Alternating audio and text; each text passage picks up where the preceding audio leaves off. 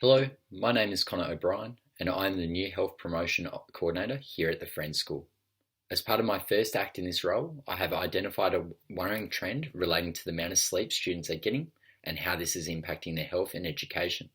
My presentation to you all is called Early Bird Gets the Worm, and this is in reference to how we as educators in a school can promote better sleeping habits for students.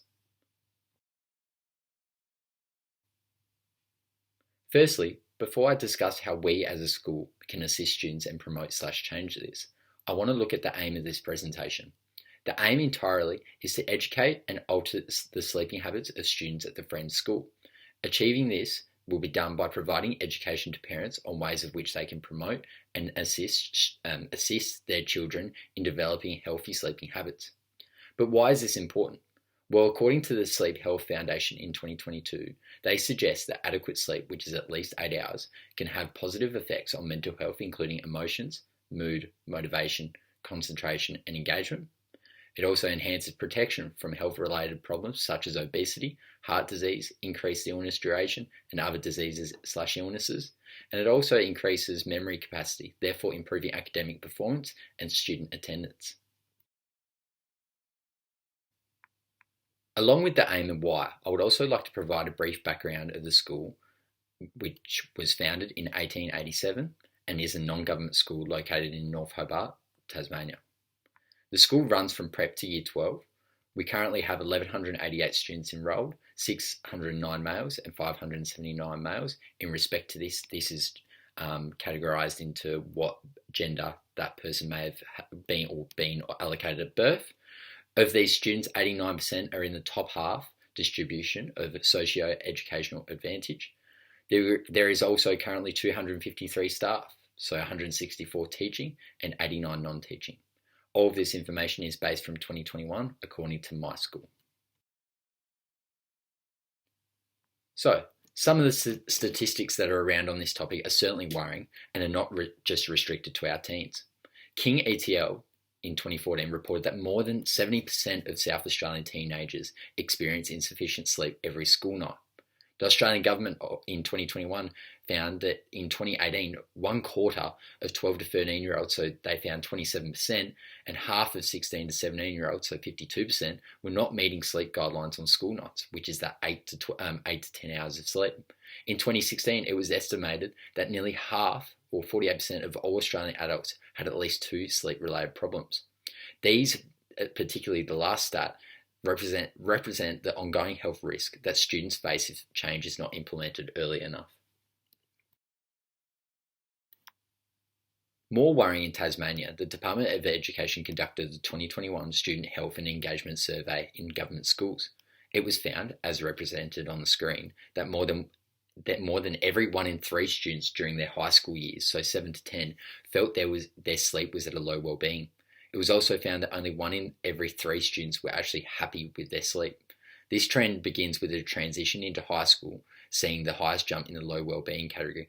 And if you look on your screen, you can see from year 6 that there are 26% of a low well-being, and then it jumps to 31% in year 7. And you can also see the high well-being stack jump climbing down between those years, 7%.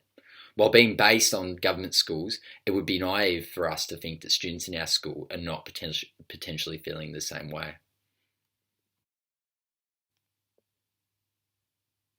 Hirschner and Shervin in 2014 discussed some of the causes of why teenagers may not be getting enough sleep. This includes technology, so mobile phones, tablets, TV, computers and video games. They may be keeping our students up late at night. Mental health, so students developing anxiety, depression, stress, and then also extracurricular activities, so after school or before school sport.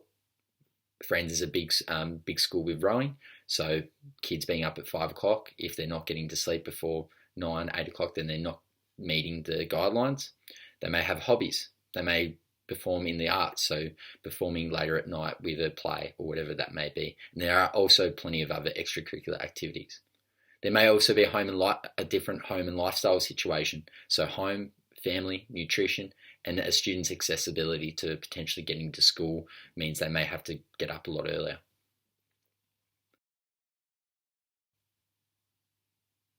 These causes then are detrimental to students in terms of their concentration and engagement, their behaviour, mental health, performance and effort, and also their attitudes and physical health. If these are impacted, then we as teachers are going to struggle to fulfil our roles that will best set up students to live healthy lives. What I wish to achieve at Friends is for us to be a health promoting school. A health promoting school is one that considers the health and lifestyle needs of all members within the greater community. This health promotion framework is broken into 3 categories which integrate together to create a health promoting school. The first of these categories is specifically education, which is the designing of the content that we as educators deliver in our lessons, while also considering the types of resources we're using. The second category is the school organisation, ethos and environment, which is the development of school policies. Specifically aiming to build the schooling environment through the implementation of changes will aim to develop community relationships. Lastly, the final category focuses on the partnerships and services or the school's involvement in the wider community. This includes the students' families, the development of links and access to the community programs and local services. The first component of the program informs curriculum, teaching and learning. This is to ensure that the learning provided follows the curriculum. Although students undertake health in their normal health and physical education classes, it is important to provide them with content that is beneficial for their learning, even when it may not be assessed. As presented here, these are just some of the links to the curriculum which best fit this program and the direction that I want it to take the school. To enhance the understanding of students, sleeping as a unit will be integrated into the scope and sequence of the school's health program. This will allow HBE teachers further opportunity to discuss with students the potential origin of many health-related illnesses that link to poor sleeping habits. This will create opportunities for students to talk about why they may be feeling in a certain way.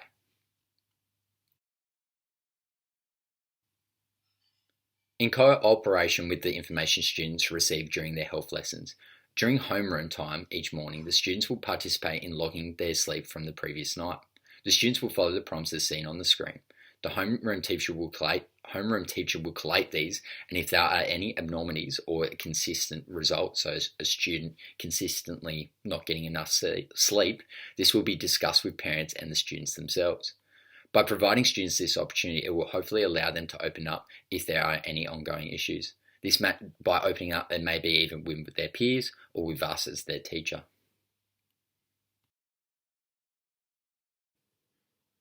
It is imperative that staff around the school are setting a good example for the students regarding their own sleeping habits. I believe if we as the teachers are caught yawning or being tired within the class, then we are setting the precedent for students to do the same. A way staff can be integrated into this health change is to complete the sleeping journals as well. By completing this with students, it creates a community feeling between staff and students as it is not seen as just another task. This will create positive relationships with students who may feel more obliged to open up with staff and seek help. This doesn't just happen though. Staff won't change just because they complete this task, hence the involvement in PL sessions for all staff. These sessions will aim to focus on not just education on health, but leadership and being role models within the school community. As part of these sessions, staff will also learn further about sleeping habits so that they can become promoters within the school community. For health promoting school, partnerships with parents, services and other members of the community are to be included. As part of this, I would promote the idea of holding parent information evenings at least once a term. These sessions will aim to educate parents on the impact sleep has on their child's health and academic performance. By educating parents, they are then able to promote healthy sleeping habits with their child. The earlier this can be done, the better for students so that they can practice and hold healthy habits throughout their schooling. An example framework of this could be considered is the one put forward by the TSS school on the Gold Coast for boys from preschool to year 12. This school utilises external resources to conduct sessions/workshops which focus on the sleeping habits of boys from years 5 to 12. With Friends having 89% of students in the upper socio-educational advantage and an opportunity for students to understand the importance of sleep would be to have them participate in the Vinnie Sleep Out. The Vinnie Sleep Out is an initiative that allows students and school communities to get a glimpse of the realities of homelessness on a personal level by sleeping rough for one night. This initiative would highlight the challenges others in the community face and provide students a newfound appreciation of the comforts they have at home. By being out in the community in this nature, this will show that the Friends School is promoting and raising awareness to developing healthy lifestyles for all students.